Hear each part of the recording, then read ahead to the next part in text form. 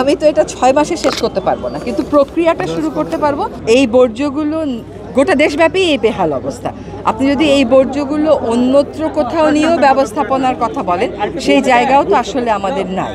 এবং যেটা বললাম যে এইগুলোর এরকম অব্যবস্থাপনা দেখে অন্য কোনো এলাকার লোকজনও আপনার ওদের জায়গায় করতে দেবে না। এখন আমরা যে নির্দেশনাগুলো দিব সেটা হচ্ছে, যেটা বলা হলো যে আগুন দেওয়া যাবে না। আমরা এই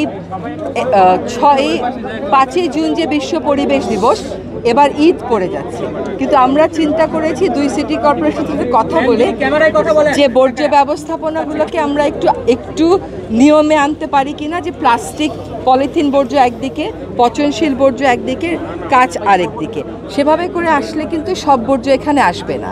আমরা অলরেডি রিসাইক্লিং যারা করে তাদের সাথে যোগাযোগ করছি যে তারা কতটুকুন বর্জ্য নিয়ে যেতে পারবে, তাহলে এখানে পাইলটা কমে যাবে। আরেকটা যেটা চেষ্টা করা হচ্ছে সেটা হচ্ছে যে ওয়েস্ট টু এনার্জি। এবার আসলে একটা দুটো চিঠি দিয়েই ক্ষান্ত থাকা হবে না, এবার আসা হবে, মনিটর করা হবে। কিন্তু মনিটর করলেই যে পরিবেশ খুবই সুন্দর হয়ে যাবে সেটা হবে না, কিন্তু এতটা অনিয়ন্ত্রিত আর থাকবে না। হ্যাঁ, কিন্তু সেজন্য আমাদেরকে আলটিমেট সলিউশনের কথা ভাবতে হচ্ছে। আর আলটিমেট সমাধান হচ্ছে ওয়েস্ট যাতে এরকমভাবে আমরা প্রডিউসই না করি। আপনি একাই তো ঈদের বাজারে গিয়ে 10টা পলিথিন শপিং ব্যাগ নেন, আপনি তো কখনো জিজ্ঞেস করেন না যে পলিথিন শপিং ব্যাগ যাচ্ছে কোথায়, এই প্লাস্টিকের জিনিসগুলো যাচ্ছে কোথায়। সো এইটা রিসাইক্লিং যারা দাবি করে তাদের সাথে আমরা চেষ্টা করব যে বাসা বাড়ি থেকে সিগ্রেগেট করার কাজটা শুরু করতে। সেটা স্বল্প আকারে করলেও সেকেন্ডারি ট্রান্সফার স্টেশন যেগুলো আছে সেগুলোতে বর্জ্যগুলোকে সিগ্রেগেট করতে হবে, করে প্লাস্টিক জাতীয় জিনিসগুলো যারা রিসাইক্লিং দাবি করে তাদের নিয়ে যেতে হবে, কাচেরগুলোও নিয়ে যেতে হবে। আর আমরা চেষ্টা করছি কয়েকটা জায়গায় যারা গার্বেজকে সার বানায় তাদের সাথে কথা বলে ভলিউমটা একটু কমানো যায় কিনা। এখন আপনি এত বছর যাবত এখানে ফেলতেছেন, আমি তো এটা 6 মাসে শেষ করতে পারবো না, কিন্তু প্রক্রিয়াটা শুরু করতে পারবো, মানুষের দুর্ভোগটা কমাতে পারবো। আজকে আমরা 2জন এবং অন্যান্য সংস্থা, বন বিভাগ, পরিবেশ একসাথে কেন বেরিয়েছি জানেন? কারণ হচ্ছে ঢাকা শহরের বায়ু দূষণ, আমি আগেও বলেছি, একদিনে 1 বছরে উন্নতি করা সম্ভব না, কিন্তু ধুলাটা তো কমানো সম্ভব।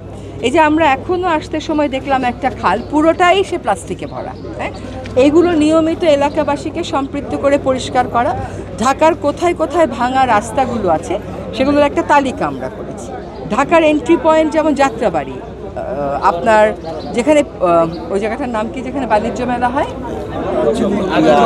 পূর্বাচল কাঞ্চন, তারপরে এয়ারপোর্ট রোড, ওই এন্ট্রি পয়েন্টগুলোতে ধুলা কেমন করে কমানো যায়, কোথায় কোথায় যেগুলো ব্রাউন জায়গা আছে, খয়েরি জায়গা আছে, মানে মাটি উন্মুক্ত, ওগুলো দরকার হলে আমরা ঘাস দিয়ে ঢেকে দেবো যাতে ধুলা দূষণটা কমে, ওইটা করার জন্য। এই জন্য আমরা সকলে আজকে বের হয়েছি।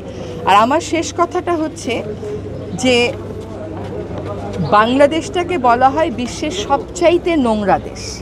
সবচাইতে নোংরা দেশের থেকে উত্তরণের জন্য নীতি লাগবে, নীতির প্রয়োগ লাগবে, ইনভেস্টমেন্ট লাগবে। আপনাকে হিউজ টাকা ইনভেস্ট করতে হবে।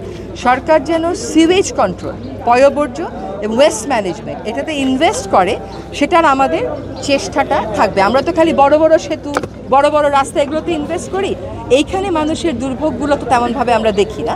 সরকার যেন এই ক্ষেত্রগুলোতে অন্তত পরিকল্পনা করে, কর্মপরিকল্পনা করে টাকার ব্যবস্থা করে দিয়ে যেতে পারে, সেই ব্যবস্থাটা আমরা করার চেষ্টা করবো, এটা লং রানে।